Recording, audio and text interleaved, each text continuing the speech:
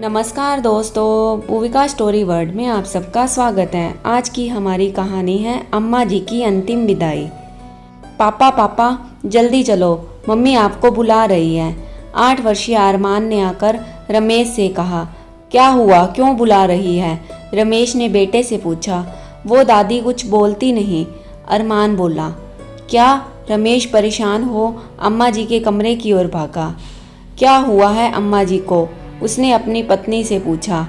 रमेश की आवाज़ सुनकर सभी कमला देवी, हाँ ये नाम है अम्मा जी का, पति विमल प्रसाद जी, अम्मा जी के कमरे की ओर दौड़े।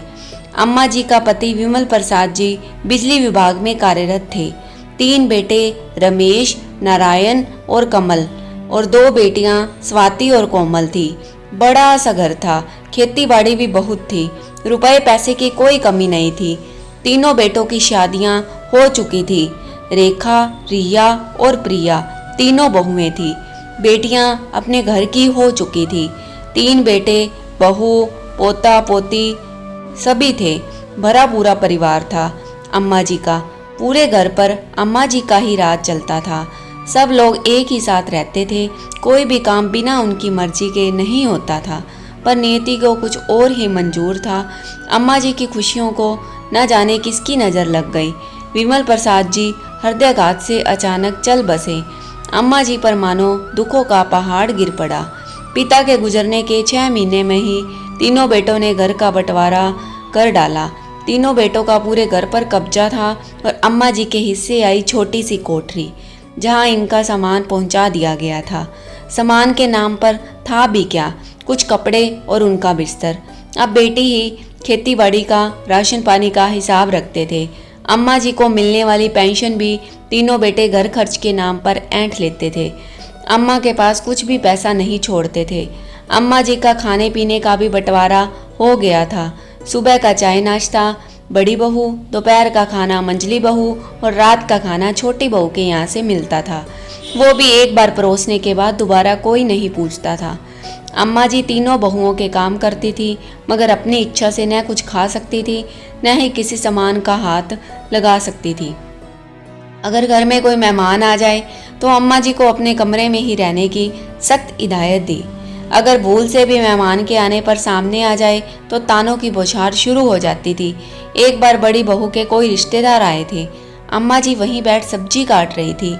मेहमान के आग्रह पर एक बिस्किट खा लिया था तो बड़ी बहू ने कितना भला बुरा सुनाया था कि इस उम्र में भी जुबान पर लगाम ना है, चटोरेपन की हद पार कर दी है। मेहमान के सामने मेरी नाक कटा दी कि हम खाने को नहीं देते, और भी न जाने कितना कुछ। उसके बाद से अम्मा जी को सख्त हिदायत मिल गई कि मेहमान के आने पर अपने कमरे से बाहर नहीं निकलना। अम्मा जी बहुत दुखी होती थी, पर किससे कहे। बेटों से कहा, बेटा पेंशन के पैसे तो मेरे पास रहने दिया करो, पर उन तीनों ने टका सा जवाब दे दिया कि इस उम्र में पैसे का क्या करोगी, बना बनाया खाना मिलता है ना। अम्मा जी स्वाभिमानी थी, बेटियों से कभी कुछ न कहती और न ही किसी से मांग सकती थी। अपने घर में जैसे गुजर रही हो वैसी जिंदगी गुजार रही थी। इधर कुछ दिनों से तबीयत सही नहीं थी। बेटों से कहा कि डॉक्टर को दिखा दो, मगर किसी ने भी ध्यान न दिया। अम्मा जी की हालत बिगड़ी तो सानिया अस्पताल से दवा लाकर दे दी गई, पर अम्मा जी की हालत में सुधार न आया। बहुओं को सिवाय अपने समय का खाना पहुंचाने के सिवा और कोई मतलब ही न था। अम्मा जी अपने कमरे में ही सिमट कर रह गई थी। कभी कभार बेटे हालचाल ले लेते थे। पोता पोती भी कमरे में कभी कभार खाना पहुंचा देते थे और बर्तन उठा लाते थे। बस इसके सिवाय कोई और मतलब न था किसी को। आज जब बड़ी बहू चाय लेकर गई तो अम्मा जी की हालत देखकर अपनी पति को बुलावा भेजती थी। अम्मा जी स्वर्ग सिधार चुकी थी। उनका पार्थिव शरीर आंगन में लाया जा चुका था। बेटियों को भी खबर पहुंचा दी गई थी। वे भी सहपरिवार आ गई थी। रो रो कर बुरा हाल था कि अम्मा मरते मरते मर गई, पर किसी से भी अपना दुख परेशानी नहीं बता पाई और न ही हम लोगों के साथ रहने गई कि बेटी के घर रहना शोभा नहीं देता। अब अम्मा जी के अंतिम संस्कार की तैयारी होनी थी, पर कमरे के अंदर तो अलग ही कोहराम मचा हुआ था कि अंतिम संस्कार कैसे हो, कितना खर्चा होगा। कैसे किया जाए। तीनों बेटे बहू में बहस चल रही थी। रमेश, मैं तो कहता हूँ कि जितना भी खर्चा हो तीनों लोग बराबर लगाएंगे। नारायण, ना भैया, मेरे पास इतना ना है। मैं तो कहता हूँ कि कम से कम खर्चा करो। कमल, क्यों ना हम अम्मा को विद्युत शवदाह गृह ले जाएं, खर्च भी कम होगा वहाँ। रमेश, अरे पर समाज बिरादरी में तो मुंह दिखाना है ना। अंतिम संस्कार का सामान, पंडित और भोज का खर्च मिलाकर कम से कम 70-80 हज़ार का तो आएगा ही।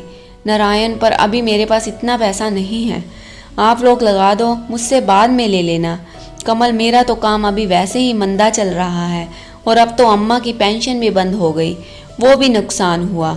बाहर सब सामान के आने का इंतजार कर रहे थे और अंदर खर्च कौन करे, इस पर बहस हो रही। तीनों में से कोई भी खर्च करने को तैयार ही न था।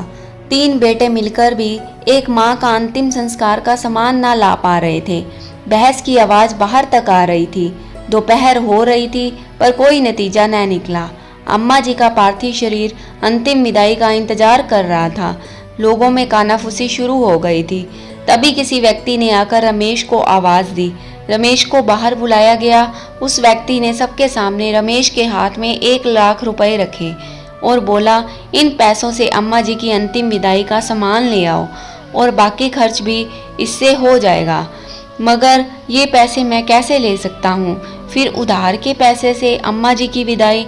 ना ना, ये कैसे हो सकता है? ये पैसे उधार नहीं दे रहा हूँ बल्कि उधार चुका रहा हूँ, व्यक्ति ने जवाब दिया। मगर कौन सा उधार? हमें इसके बारे में कुछ नहीं पता है। रमेश बोला, जी मैंने आपके पिताजी से 70,000 रुपये उधार लिए थे अपनी बेटी की शादी के लिए। उनके देहांत के बाद जब मैंने अम्मा जी को रुपए लौटाने चाहे तो उन्होंने कहा कि अभी अपने पास रखे हैं, जब मुझे ज़रूरत होगी तो ब्याज लगाकर दे दियो। तब से ये पैसे मैंने संभाल कर रखे हैं, जो आज तक के ब्याज लगाकर 1 लाख हो गए हैं। आज अम्मा जी के देहवासन की खबर मिली तो मुझे लगा कि आज उनकी ज़रूरत का समय आ गया है। इन पैसों को अम्मा जी की अंतिम विदाई में लगा दीजिए ताकि उनकी अंतिम विदाई हो सके आत्मसम्मान से। वाह, अम्मा जी बड़ी ही स्वाभिमानी महिला थी। अपनी अंतिम विदाई का भी इंतजाम करके गई हैं कि किसी पर भार न पड़े और वो सम्मान से विदाई ले सके इस संसार से।